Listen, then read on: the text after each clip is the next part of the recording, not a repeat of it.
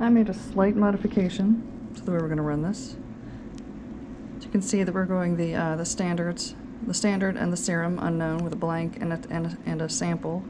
But we're also going to do a spiked sample. So the spiked sample basically is going to allow us to detect matrix effects, even more so than just background correction, which is basically what happens here when we have our special blank. And so while you watch me wash out the cuvettes from our previous analysis so that we can set up for running the serum analysis, I'm going to explain a little bit about what we're doing. Serum has a matrix and it may have some underlying absorbance that has to be corrected for. Therefore, there's a serum blank that actually contains serum plus the other reagents, so we want to get a full reagent blank in case there's something reactive in the serum that can be accounted for. And then ultimately we'll run a single point calibration based on our standard that is run under similar conditions. And the additional analysis I'm running, as I mentioned, is a spike, which basically means that we have some of the sample mixed with standard. Therefore, since we have actually analyzed both of those, we can calculate a spike recovery, which means we can calculate the amount of standard we added that we actually see when we do our analysis, and it can tell us if we're getting any sort of a depression of the signal due to matrix effects. Alright, so we've determined that based on the amount of solution that will fit in our cuvette, we're actually going to cut all these volumes in half. Proportionally, they'll be the same. So we're going to take 1 ml of water into each cuvette.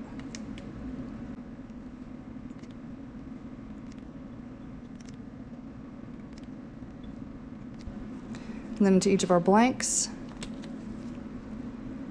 we're going to add 1 ml of nitric acid right here.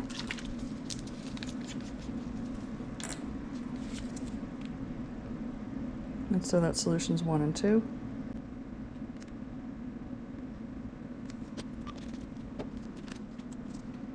And into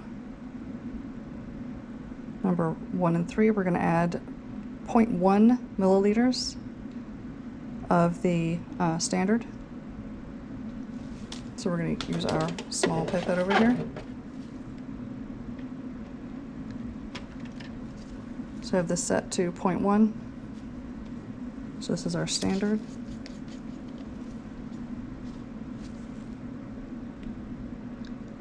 So into number 1.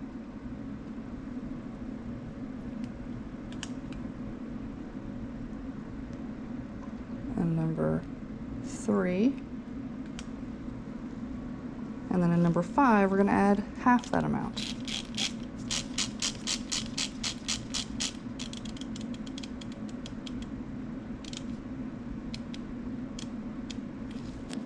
The battery died, so let's give this another go.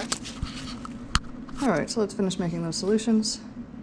So go as far as adding the 0.05 standard, and now we're going to add 0.05 serum to that same number 5 spike sample. And then we're going to add 0.1 of serum to number 2 and 4.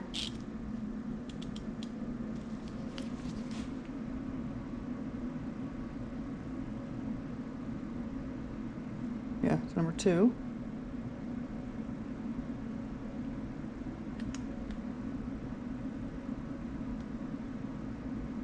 And number 4.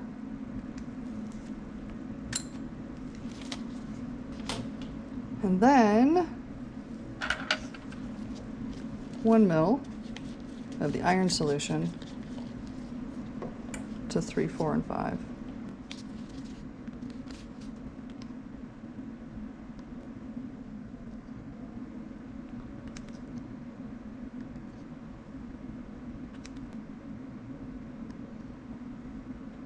There we go.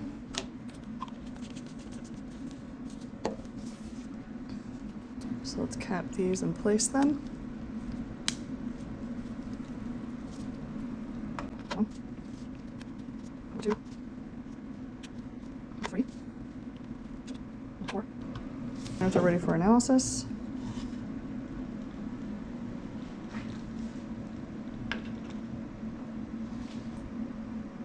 So we're going to scan. We'll just do, we're reading 520. Let's go from 650 down to 300. How about that? So now we're going to make our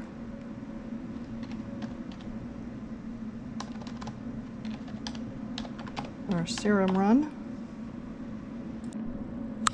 All right, here we are. We're going to try and get this run going. So we want our blank standard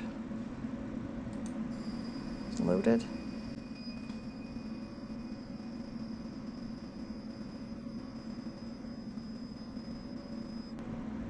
Now we're going to do our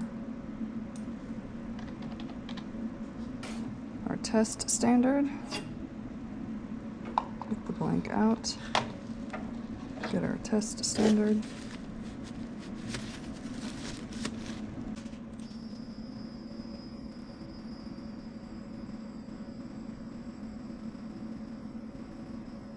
Excellent.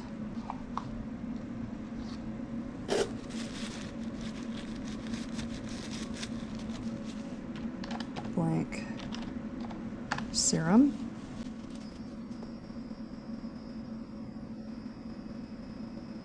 See it definitely has a higher baseline from things that are contained in the serum that are not in the standard.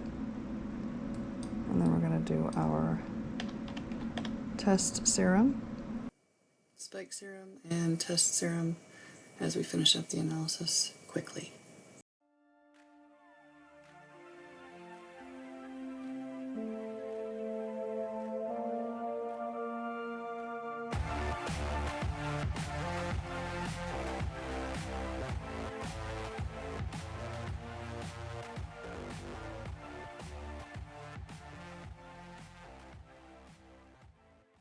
All right, so we are done.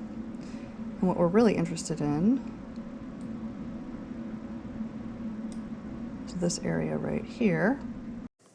And so I use the trace cursor mode in our software in order to select each trace, and I can actually record the absorbance at exactly 520 nanometers. So it tracks the line so I can get exact measurements. And so I recorded all of those for each of our solutions, and I will post that for you in an Excel sheet on Blackboard so you can do the data analysis on your own.